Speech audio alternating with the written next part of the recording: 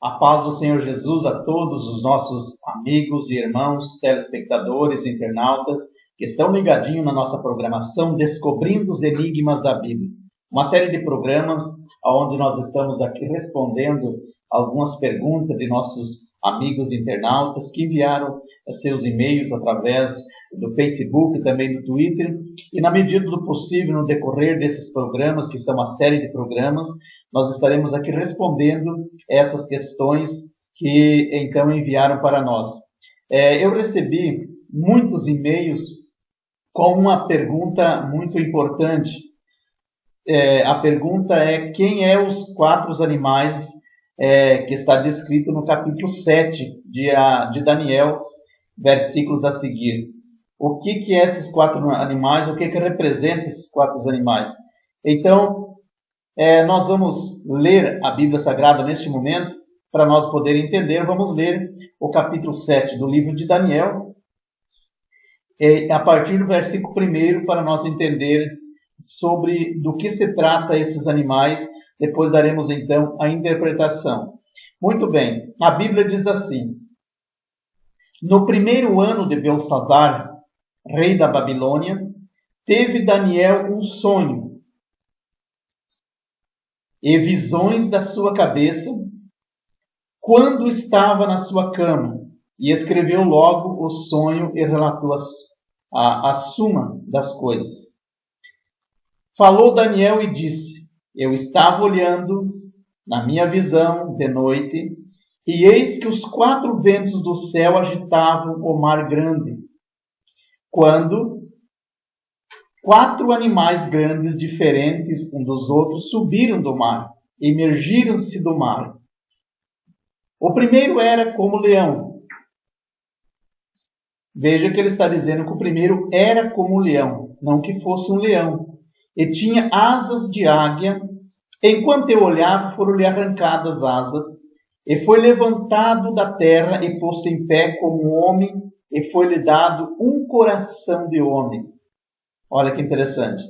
Eu continuei olhando, e eis que o segundo animal que subiu era semelhante a um urso, o qual se levantou de um lado, tendo na boca 3 costelas entre os seus dentes, e foi-lhe dito assim: levanta-te e devora muita carne. Depois disso eu continuei olhando ainda, e eis que surgiu outro semelhante a um leopardo, e tinha 4 asas de ave nas suas costas, e tinha também este animal 4 cabeças, e foi-lhe dado um domínio, ou seja, um poder para ele dominar.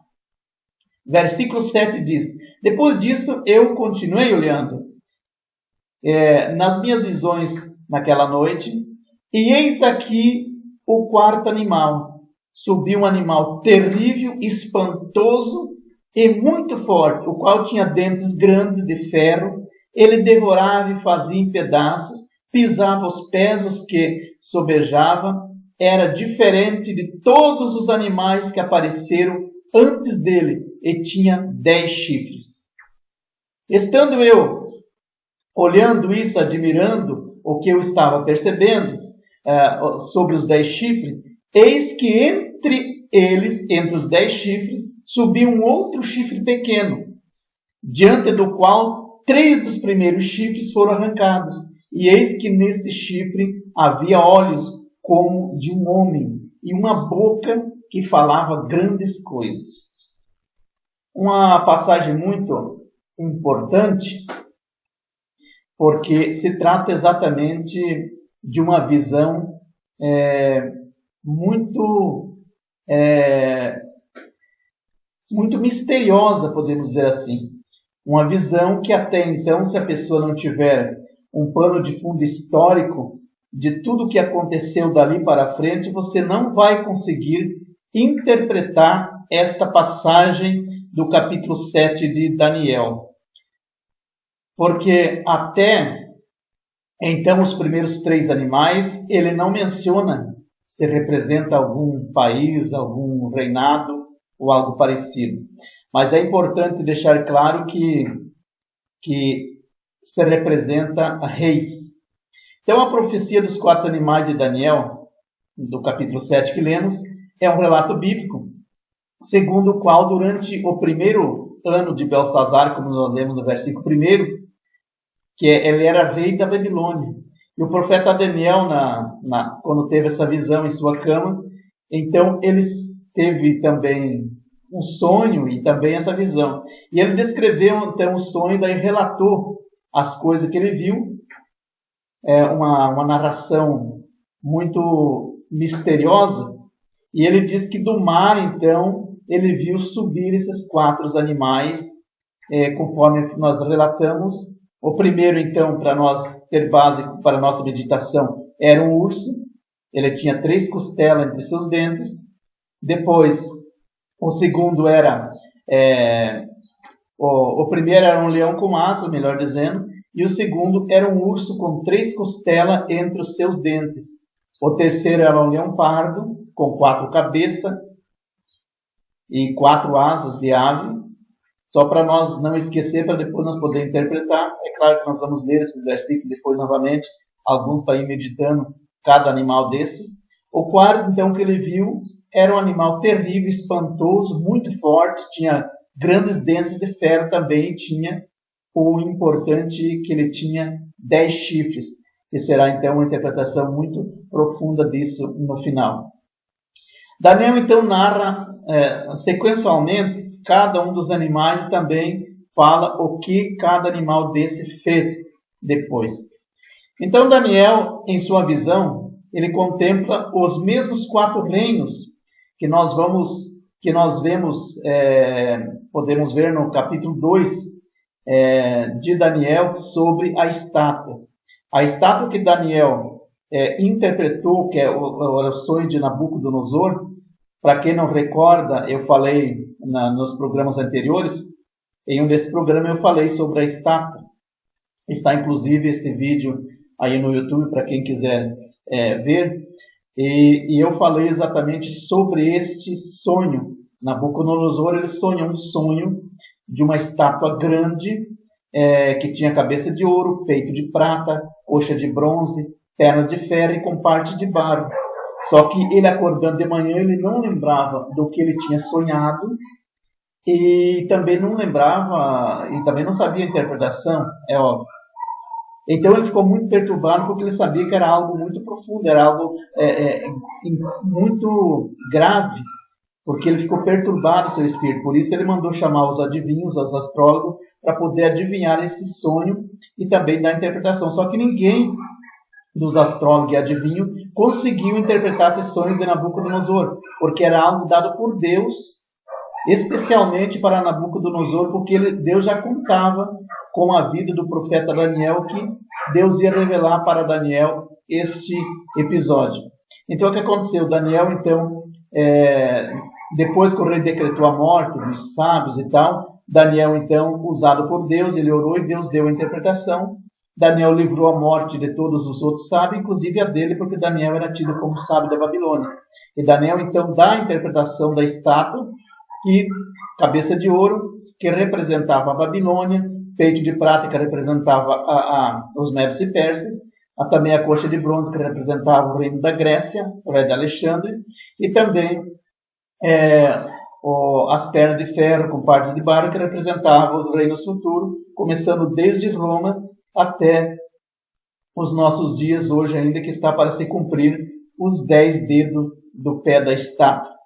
Então, é o mesmo que Daniel agora tem essa visão. No capítulo 7 agora, que nós lemos, ele fala sobre 4 animais. Esses 4 animais também representam o mesmo da estátua, os 4 reinos que viria dali para frente.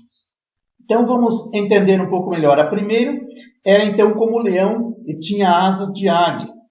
Enquanto ele olhava, foram-lhes arrancadas asas e foi levantado da terra e posto em 2 pés como de homem. E foi-lhe dada mente de homem, ou pensamentos de homem.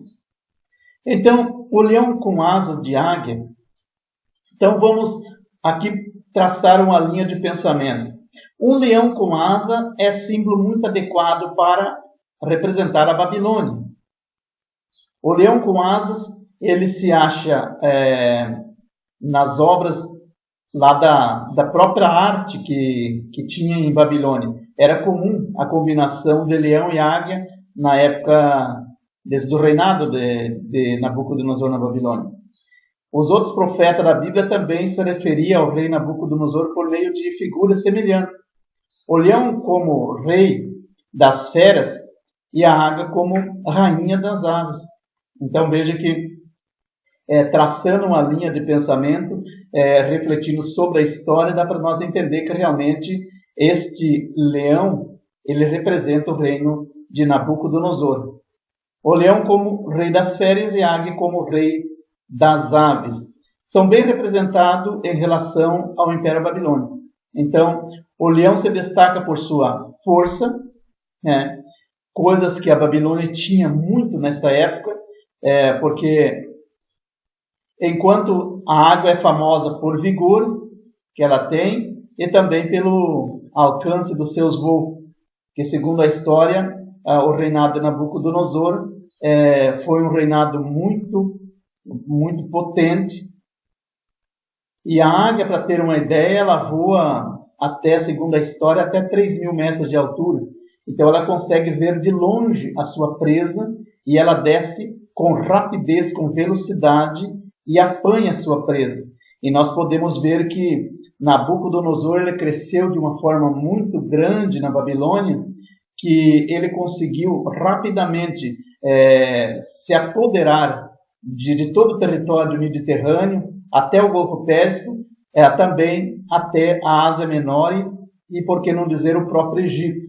Então a Babilônia se tornou uma potência. Ele tinha visão do que seria no futuro. Então ele começou com as lutas e as guerras de uma forma muito rápida e forte e também com visão para não ser derrotado facilmente. Então ele via a presa e ele ia lá e devorava. Então é um exemplo muito grande da águia e também do urso. O urso pela sua força e a águia pelo seu voo rápido, representando então o reinado da Babilônia. Mas como nem tudo o que é perfeito dura para sempre, esse leão teve as suas asas arrancadas. Então isso nos revela que o leão já não podia mais voar como a águia. Então aquela visão que Nabucodonosor tinha de longe, de poder planejar, de poder ver e atacar no momento certo, ele já não tinha. Por quê? Porque os problemas começaram a acontecer. Ele não podia voar para ver então o que estava acontecendo, porque alguns dos intérpretes acreditam que seja porque alguns reis acabaram se infiltrando dentro do palácio do rei, e com isso eles tentavam agora planejar uma astúcia, uma maneira de como derrotar Nabucodonosor, e foram começando então a armar ciladas contra Nabucodonosor, deixando com que ele ficasse fraco e sem força para atacar. Outros intérpretes também acreditam que seja uma possível referência da última parte da vida de Nabucodonosor, quando durante 7 anos ele ficou igual um animal no campo. Deus o deixou ele sem memória, ele ficou ali como animal, a Bíblia diz, porque ele se engrandeceu muito, achou que era Deus, e Deus o abateu, fez com que ele fosse pastar como animal. E a Bíblia nos diz então que foi o fracasso dele.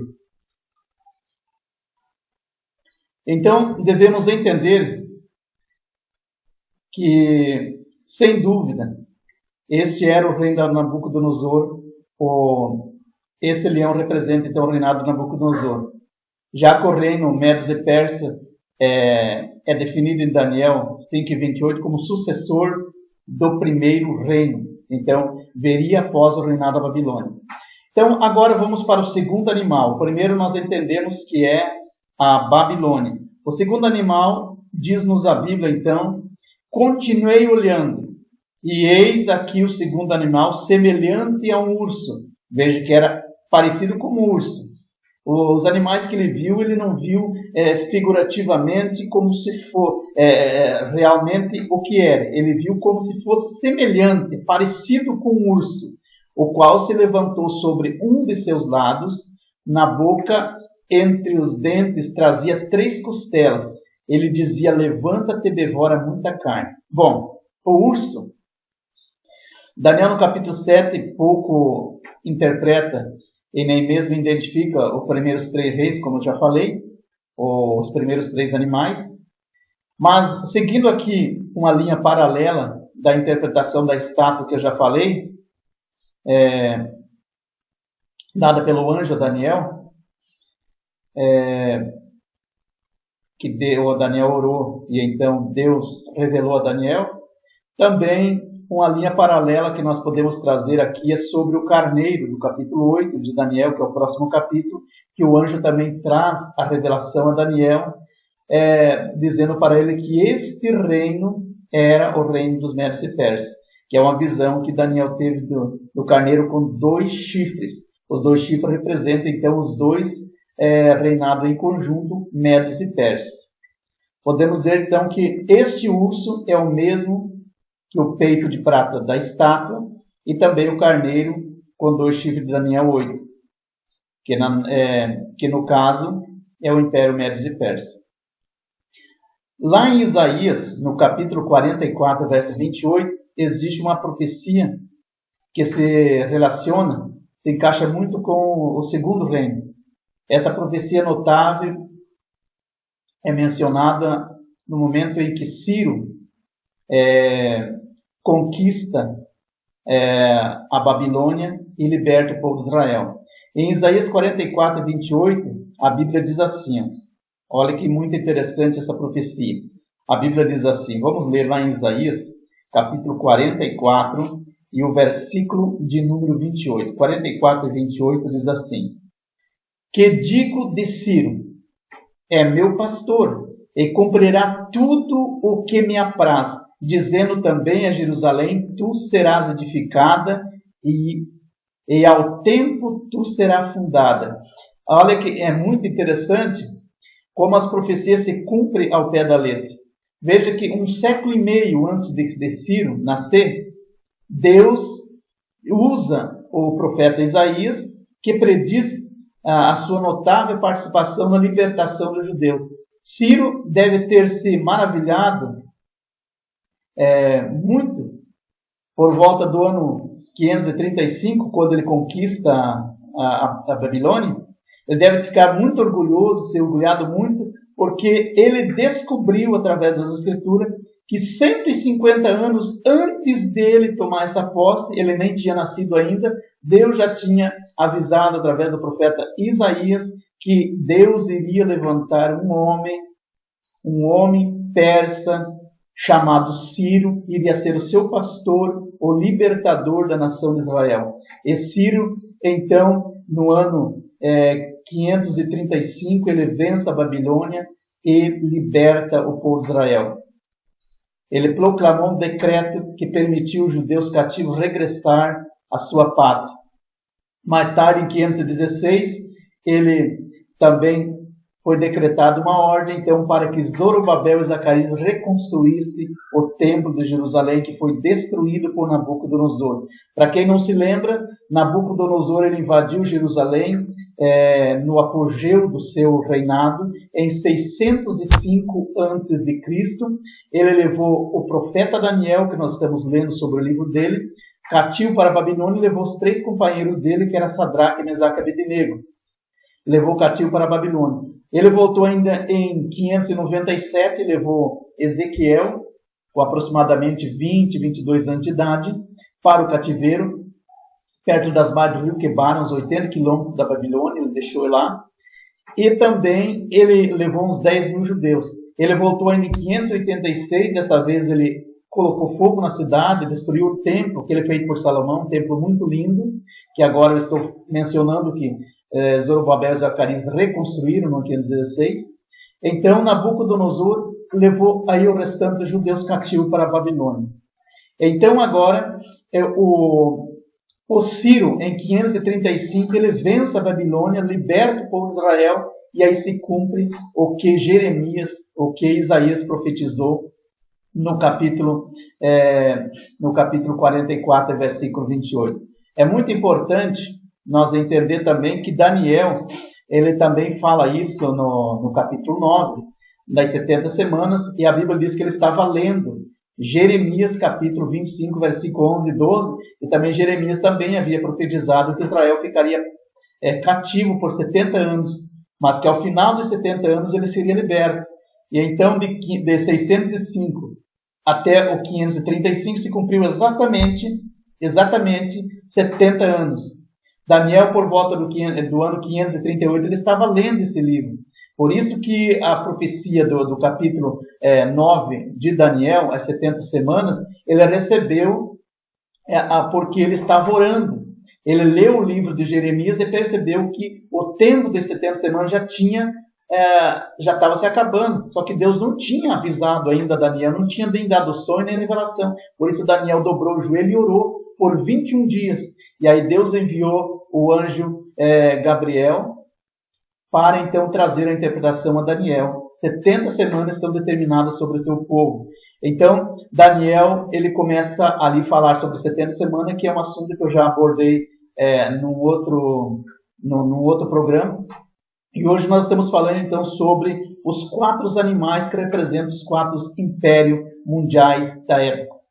Então, veja que esse urso se levantou sobre um de seus lados, a Bíblia está dizendo. Ao comparar a passagem de Daniel 8, que é o próximo capítulo sobre ali o carneiro, parece que o reino era composto de 2 partes. O carneiro tinha 2 chifres, é correspondente o que a Bíblia está se referindo aqui, se levantou sobre um de seus lados.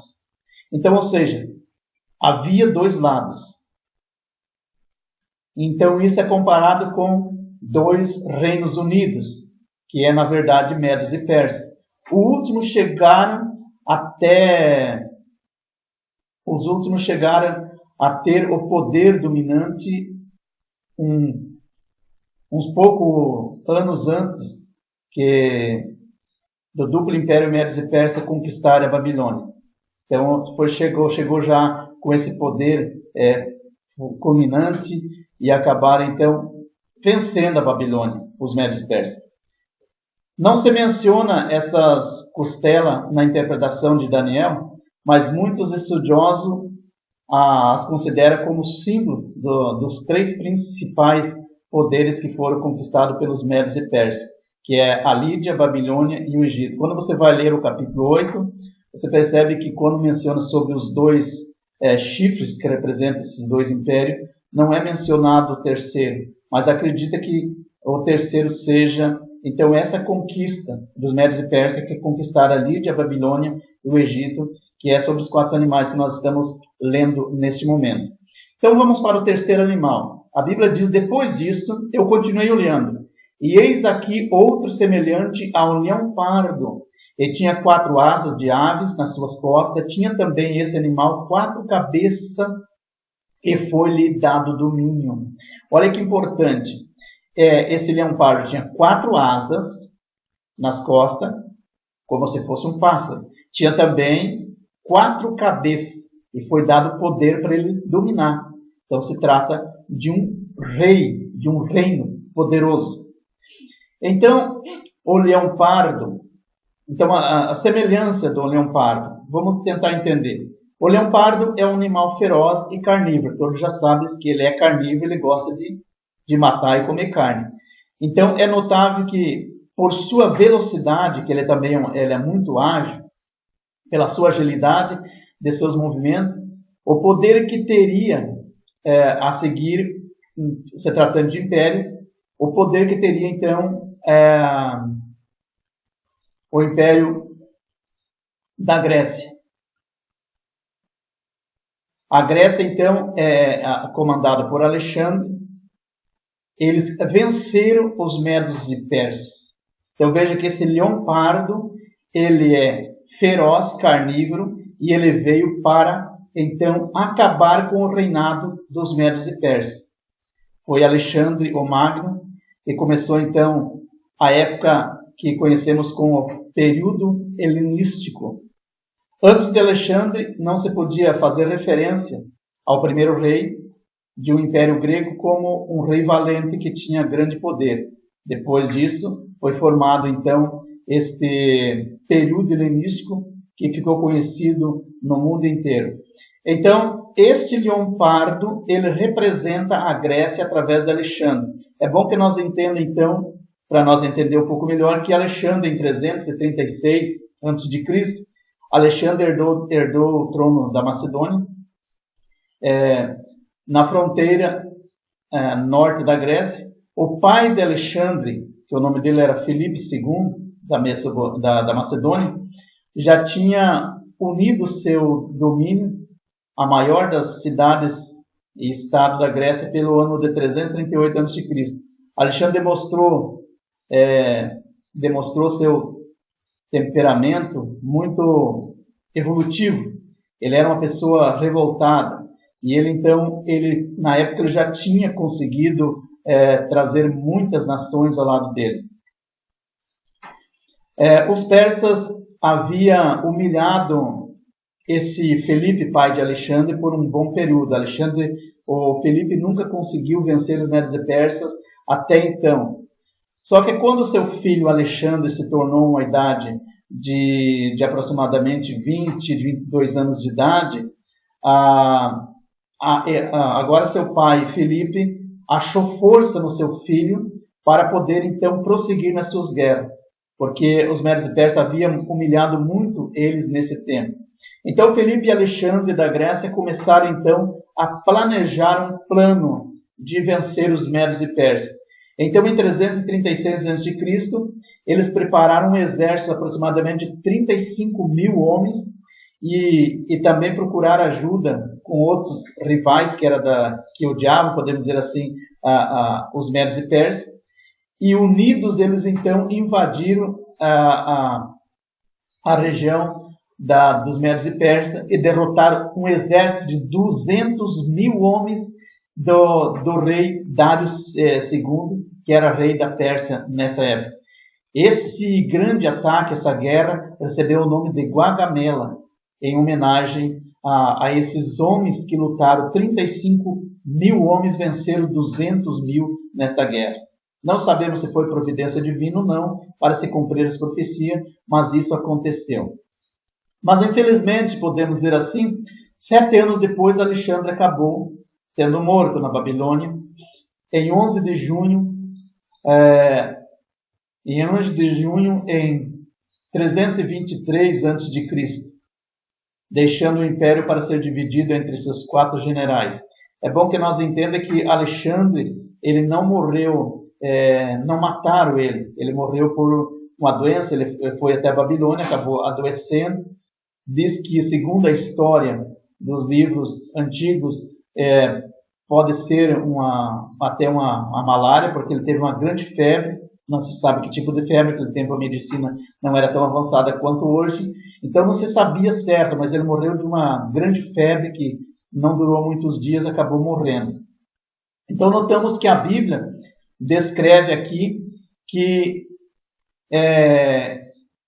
depois dele haveria 4, ou seja, que esse leão pardo ele tinha 4 cabeças. Então isso representa também os 4 generais. Lá no capítulo 8, onde nós lemos sobre o carneiro, que o bode vem com uma fúria tremenda e abate o carneiro, a Bíblia diz que dos 2 chifres nasceram 4 chifres.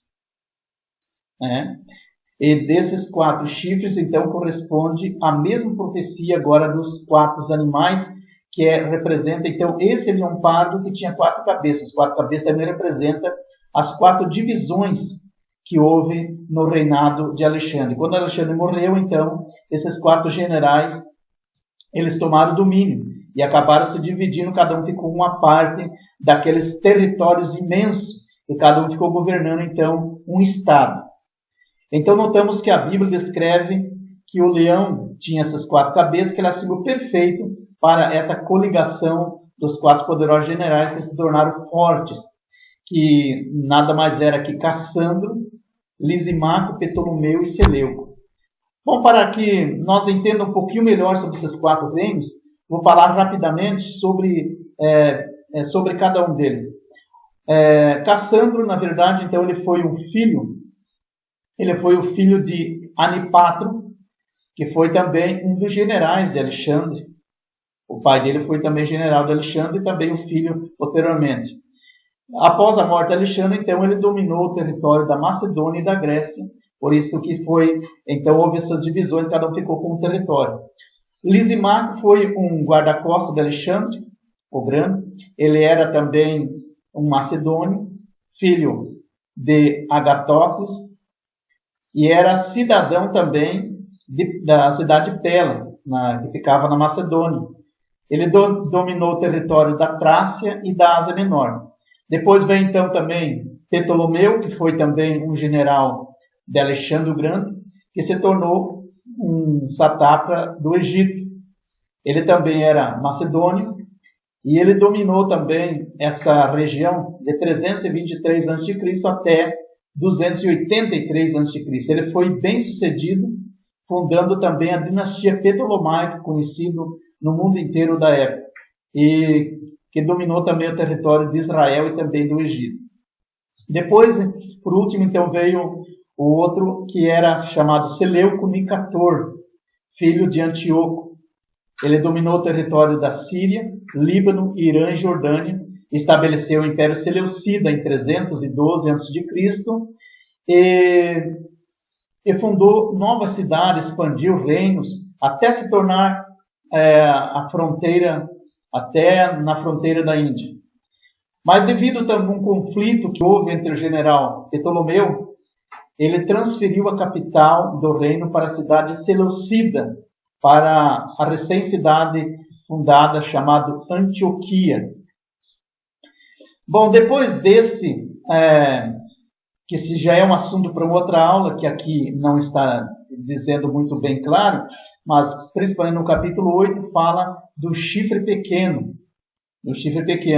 Esse chifre pequeno representa, então, um homem que nada mais era que o filho desse Seleucida, Antíoco IV, Antíoco Epifanes IV. Esse Antíoco Epifanes ele foi um homem muito terrível. Ele foi o rei da dinastia Seleucida que governou a Síria em 175 a 164 a.C. Nós comparamos com o primeiro anticristo. É claro que o anticristo que a Bíblia descreve em 2 Tessalonicenses 2 e 7 será muito pior ainda que esse, pois ele tentará lutar até contra Jesus e seus anjos. Mas Jesus virá no final da grande tribulação e vai destruir ele, ou seja, vai prender ele e lançar no lago de fogo, conforme está lá em Apocalipse 19 e 20.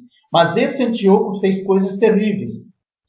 Ele, além de profanar o templo do Senhor, ele assassinou muitos judeus, inclusive assim, assassinou o próprio sacerdote da época, e depois ele ainda saiu vendendo o cargo desse sacerdote. A Bíblia descreve no livro de Malaquias que durante esse tempo os sacerdotes sofreram muito. Então é bom que nós entendamos que antes de mais nada, que este Antíoco Epifanes ele é um símbolo do anticristo que virá no futuro.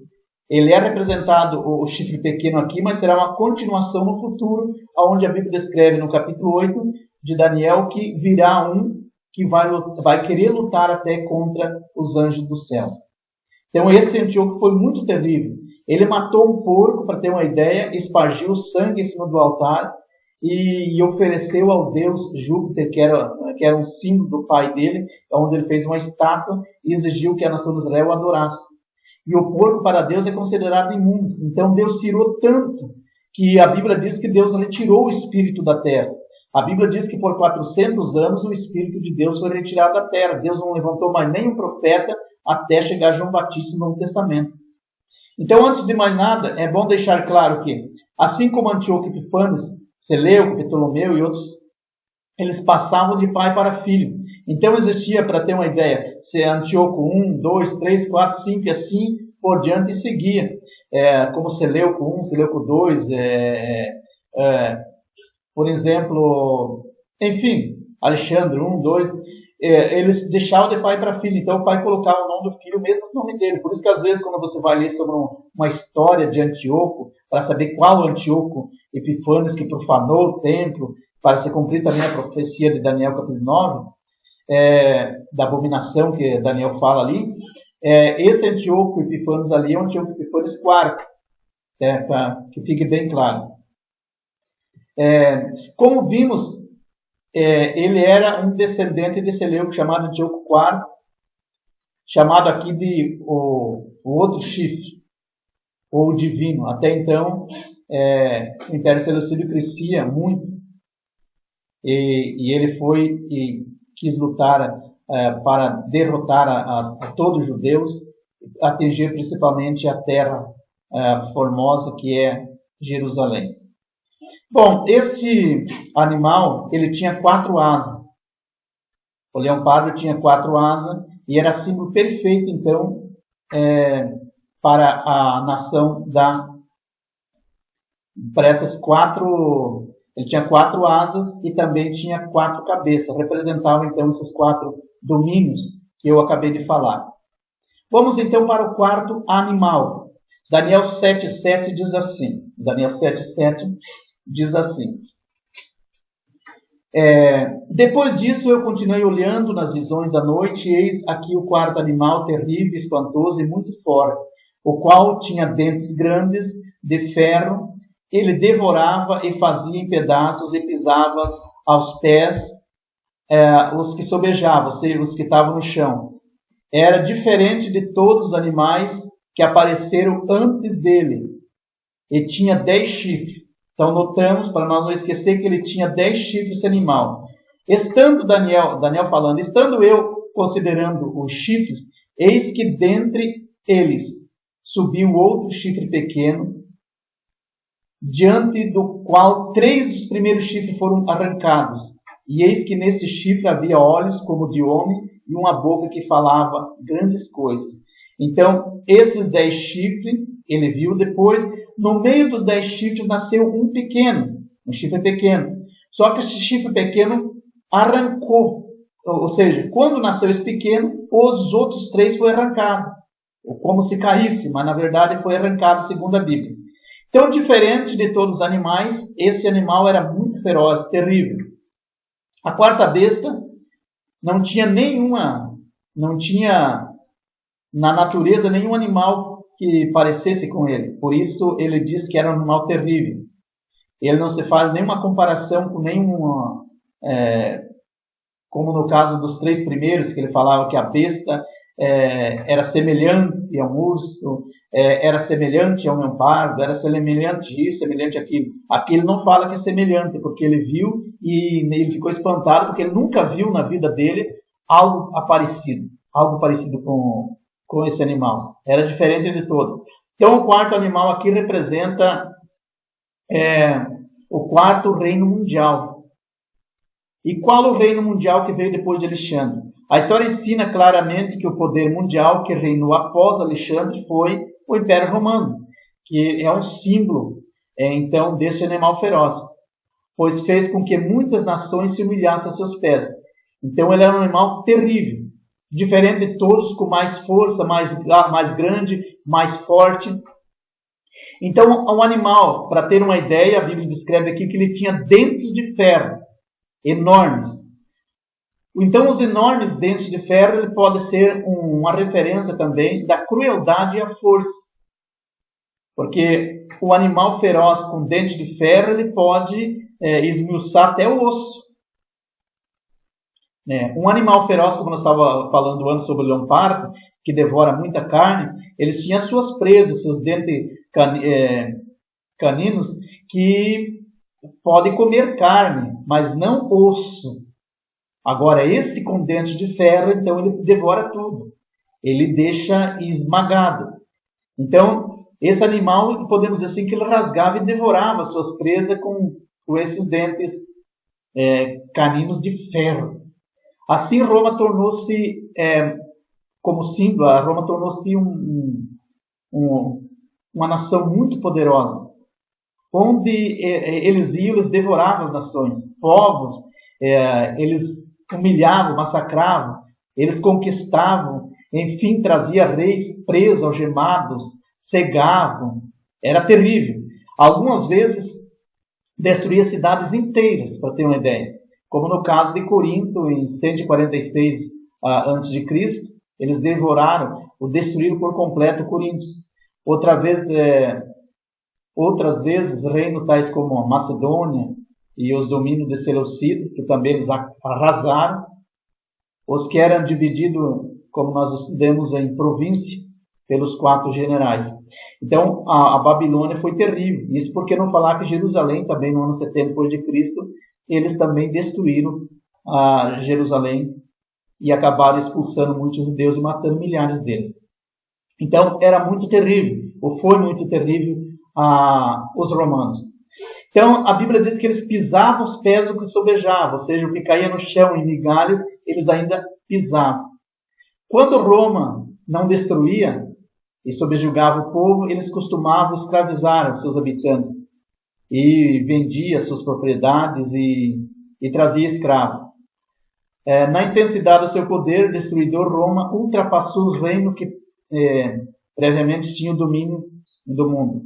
Ele foi um dos que conquistou mais território.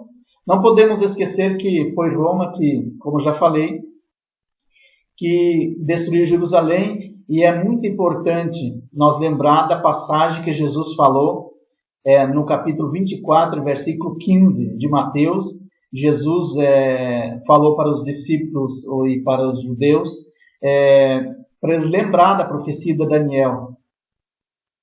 Diz, olha, quando vocês virem da abominação, da desolação que vai vir, estar no lugar santo, quem nem entenda. Então, quem estiver na Judéia, fuja para os montes e tal. Ele traz ali um relato, no capítulo 24, versículo 15, que ele está falando exatamente sobre este acontecimento que aconteceu no ano 70 d.C., quando Tito, imperador de Roma, destruiu Jerusalém. Muito bem. Até aqui está claro. Vamos agora para os chifres desse animal. Segundo a explicação de Daniel, são 10 chifres. Esses 10 chifres, conforme Daniel explica, são 10 reis que, num futuro distante, iria se levantar. Daniel, no capítulo 7, verso 24, diz assim: e quanto aos 10 chifres, vamos achar aqui no capítulo 20, verso 24, versículo 24. E quanto aos 10 chifres daquele mesmo reino, se levantará 10 reis, e depois dele se levantará outro, o qual será diferente dos primeiros, e abaterá 3 reis. É importante notar que deste chifre menciona que vai nascer um. Então é muito fácil entender aqui, porque o próprio Bíblia já está dando a interpretação, que os 10 chifres representam 10 reinos. E lembra que dos 10 chifres nasceu um pequeno, e quando nasceu o pequeno, ele caiu, arrancou 3 dos outros. E aqui Daniel está dando a interpretação, o anjo deu a interpretação, que será um rei diferente, que vai abater os 3 primeiros reis. Então observe que é o mesmo significado dos 10 dedos da estátua no capítulo 2 de Daniel. Se os 4 reis do verso 17 representam reinos, então esses 10 aqui também são reinos, são impérios que representam também, representado também pela estátua do capítulo 2 de Daniel. Pode-se concluir que esses 10 reis são também reinos que vai se levantar. Então, as 10 divisões, porque são 10 chifres, pode ser do Império Romano, são identificados nas histórias como... algumas pessoas acreditam que isso já aconteceu, já foi essa divisão no ano 331, por um homem chamado Germano, outros ostrógodos, visigodos, francos, vândalos, suevos, burgídios, irus, anglos, saxões e lombardos.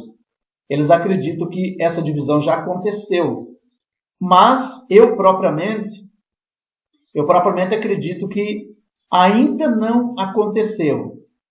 Que vai se levantar na região da Europa, que de fato é o mesmo que eles pensam, que vem da Europa, mas esta profecia é para o futuro, ou seja, propriamente para a grande tribulação de 7 anos, descrita em Daniel 9:27, onde o anticristo será então o cabeça dessas nações, identificado aqui como sendo o chifre pequeno. Então são 10 nações representando os 10 chifres, o chifre pequeno que representa o anticristo, mas que vai se levantar na grande tribulação e não que já aconteceu essas divisões.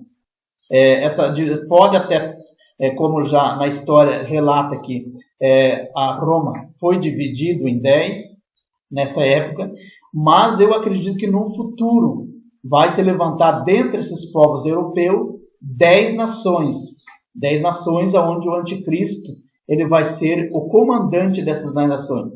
Então é bom que nós entendamos que essas 10 nações certamente serão países circunvizinhos, por exemplo, pode surgir da Itália, antiga Roma, seja país então lá da Europa. E para reforçar essa palavra, nós lembramos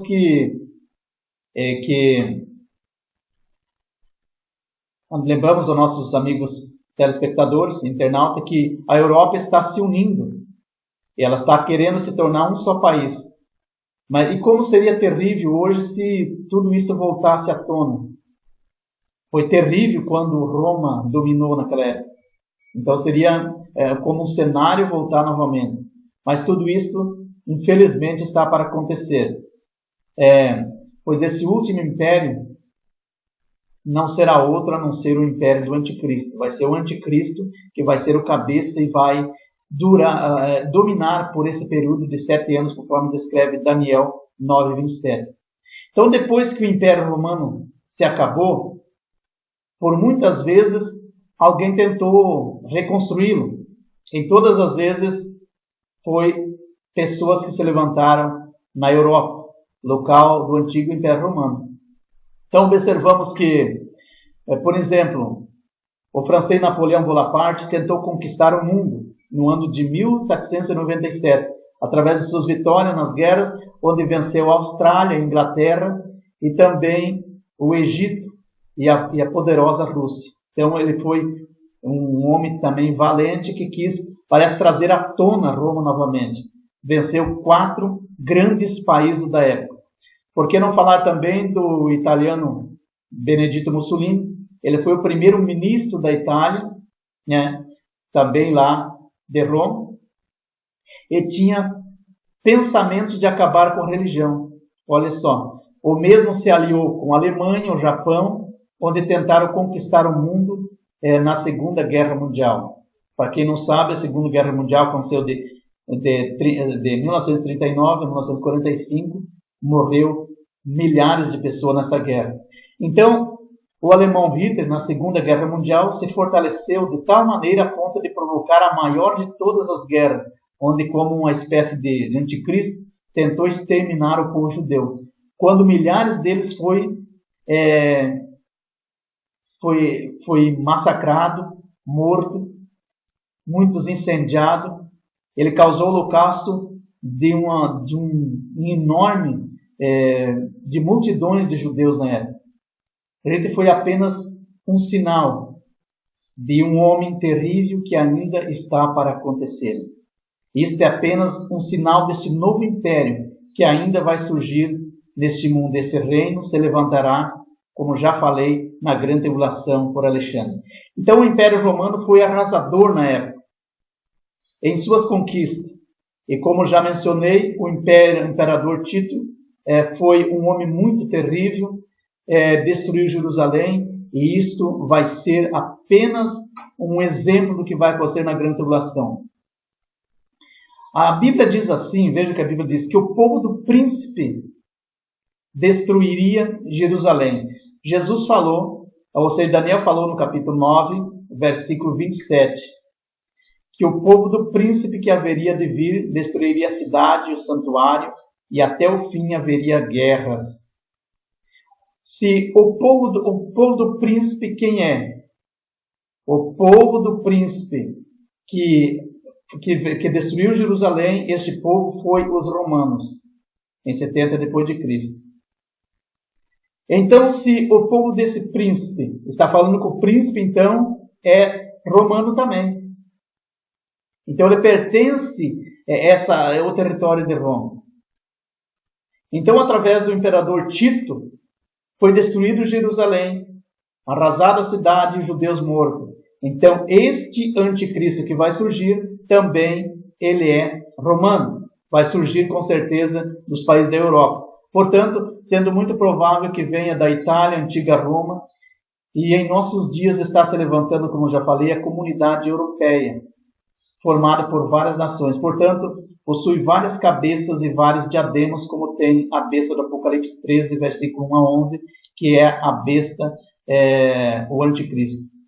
Bom, para quem não sabe, a ONU é formada hoje por 5 nações, atualmente ocupa 5 cadeiras, Estados Unidos, Rússia, Índia, Reino Unido e também a França. Os outros 10 que ocupam ali são rotativos. E desde 2004, eles estão tentando arranjar um jeito de aumentar as cadeiras na ONU. Então foi criado ali um projeto para expandir as cadeiras fixas do Conselho de Segurança, que de 5 passar para 10 membros. Então já tem uma chapa, o projeto em votação, não sei quando isso vai tornar realidade, mas possivelmente muito em breve.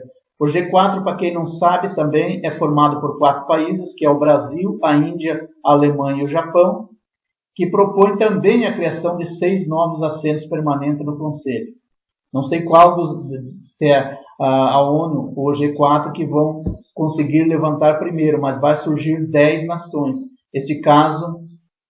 Neste caso, se cumpriria a profecia que nós acabamos de ler dos 10 chifres e dos 10 dedos da espada.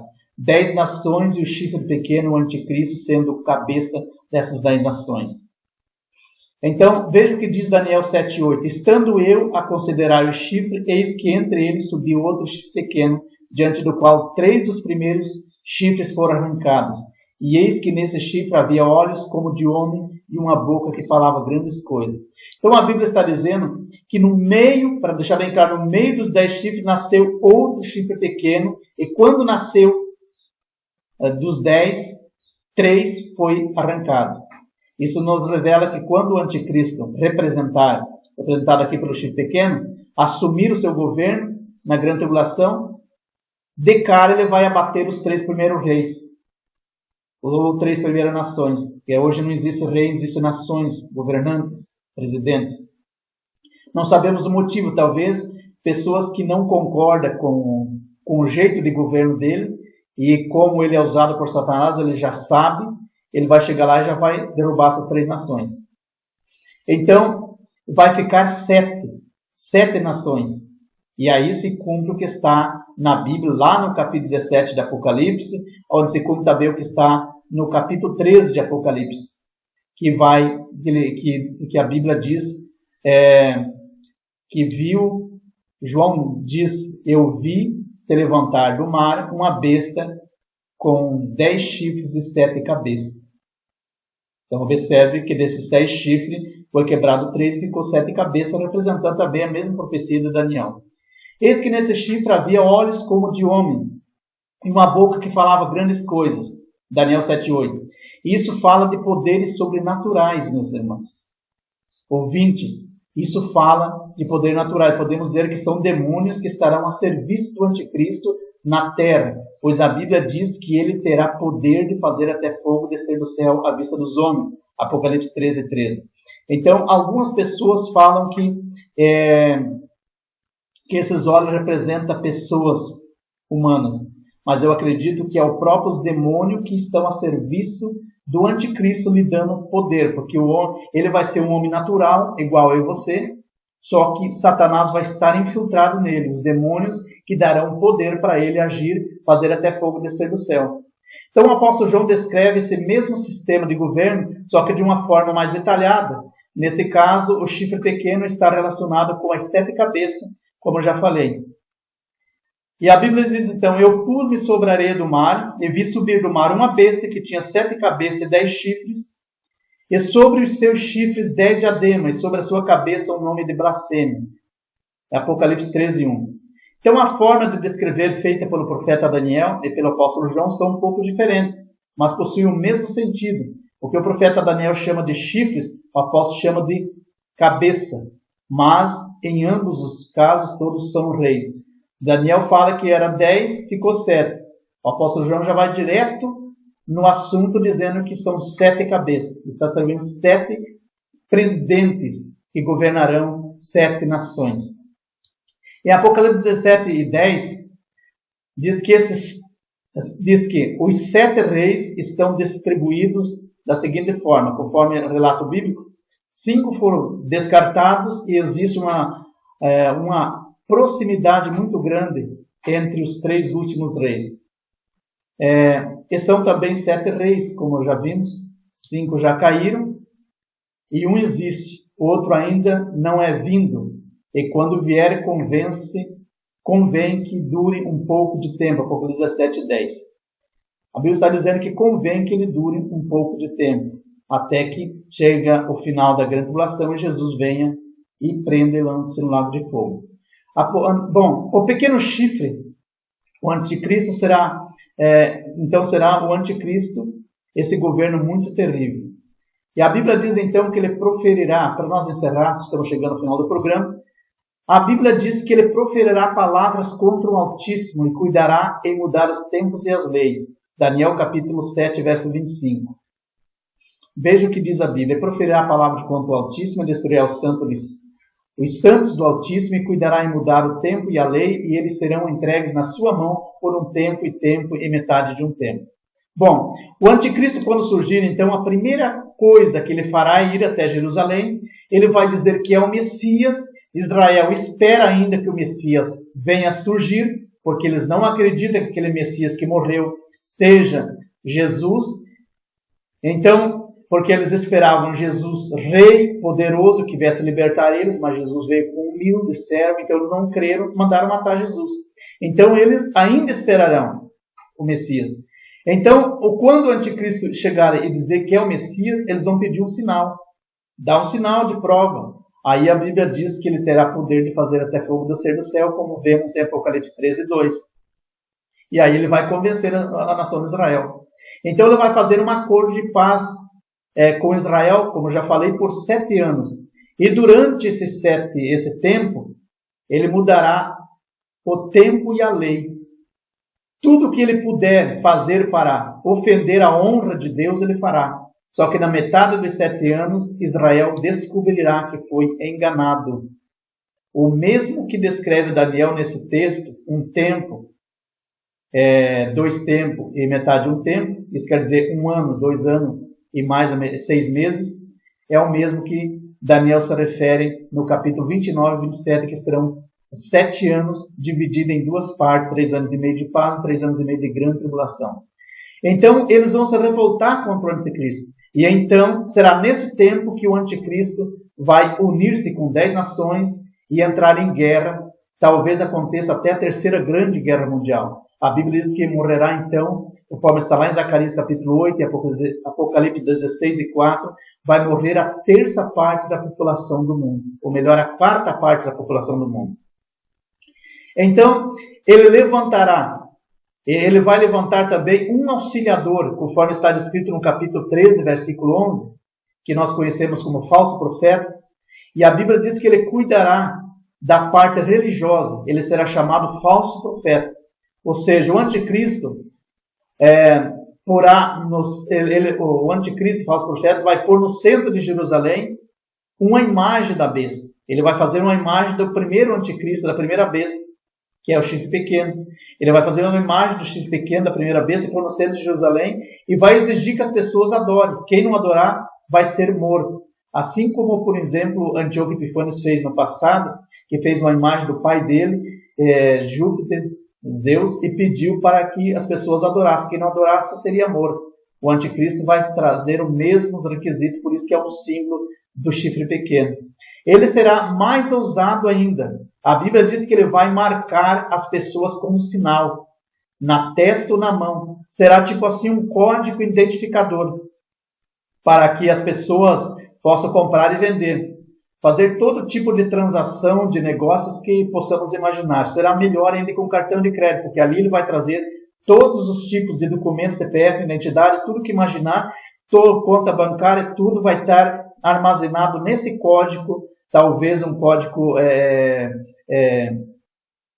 tipo um computadorzinho, um chip, algo parecido, vai estar então implantado na mão dele para que ele possa fazer as transações que precisar. E quem não aceitar, infelizmente, esta marca, este código, ele será morto, será perseguido para ser morto. E aí é onde que vai entrar a segunda parte da grande tribulação, que será muito terrível. Além do anticristo perseguir as nações, é que vai acontecer Deus mandar as catástrofes, todas as pragas que imaginamos sobre a terra, que será então o grande e terrível dia do Senhor, que eu já falei em outro programa. Então vai ser nesse tempo que o anticristo e a besta vão massacrar o povo. Aí, meus irmãos, se cumpre o que está em Apocalipse, capítulo de número 6, versículo 4, onde fala sobre o cavalo preto. Que quando fala o cavalo preto, fala de fome. As pessoas não poderão comprar nem vender, vão passar fome, vão passar necessidade, vão pedir a morte. Mas a Bíblia diz em Apocalipse 9, versículo 5, que Deus vai repreender a morte por 5 meses. Vai ser muito terrível. Então, vai ser nesse tempo também que o anticristo vai blasfemar de Deus. O apóstolo Paulo descreve lá no livro de 2 Tessalonicenses, que eu faço questão de ler, 2 Tessalonicenses, no capítulo de número 2, versículo de número 7, veja o que diz a Bíblia. 2 e versículo 7. A seguir. Porque já o mistério da injustiça opera, somente há um que agora resiste até que do meio seja tirado. Então será revelado o iníquo, quer dizer, o anticristo, a quem o Senhor desfará pelo assopro da sua boca e aniquilará pelo esplendor da sua vinda. A esse cuja vinda é segundo a eficácia de Satanás. Veja que ele vai vir como se fosse o próprio Satanás. Com todo poder e sinais e prodígio de mentira. Como já falei, terá poder até fazer fogo sobre o céu. E com todo o engano da injustiça para os que perecem, porque não receberam o amor da verdade para se salvar. Mas é importante então nós observar que ele vai vir com todo esse poder, com todas essas astúcias, e vai enganar muitas pessoas porque ele vai ser usado por Satanás. Só que eu tenho uma boa notícia. No finalzinho da grande tribulação, Jesus vai descer como a igreja, conforme está em Zacarias 14 e 5. Ele vai descer como a igreja, vai pisar no Monte das Oliveiras. Quando ele pisar no Monte das Oliveiras, conforme fala Joel, no capítulo 2, esse monte vai se abrir ao meio. E aí vai acontecer, quando se abrir esse monte, o vale de Josafá. Jesus vai trazer as pessoas ali para ser julgado, conforme fala em Mateus capítulo 25, versos 33 a 40, vai ser o julgamento das nações vivas. Então, as pessoas pacíficas, defensores de Israel, vão junto com os judeus reinar no milênio, 1000 anos de reinado de Cristo na terra. E quem for contra Jesus vai destruir na hora ali. E a Bíblia diz em Apocalipse 19 e 20 que o anticristo e a besta ele vai prender ali naquele momento então e lançar eles vivos no lago de fogo. Amém? Eu espero que eu fui convincente a você. Se você tiver alguma dúvida, pode me escrever pelo e-mail, pelo Facebook e Twitter. E eu estarei, na medida dos programas aqui, respondendo essas questões. Muito obrigado a todos. Que Deus fique contigo, guarde o teu lar e que você se prepare para não enfrentar esses terríveis dias que vai acontecer muito em breve na terra, que é a grande tribulação, e você seja arrebatado para morar com Cristo na glória para sempre e livre desse tormento. Que Deus abençoe você e a tua família, no nome de Jesus. Amém. Amém.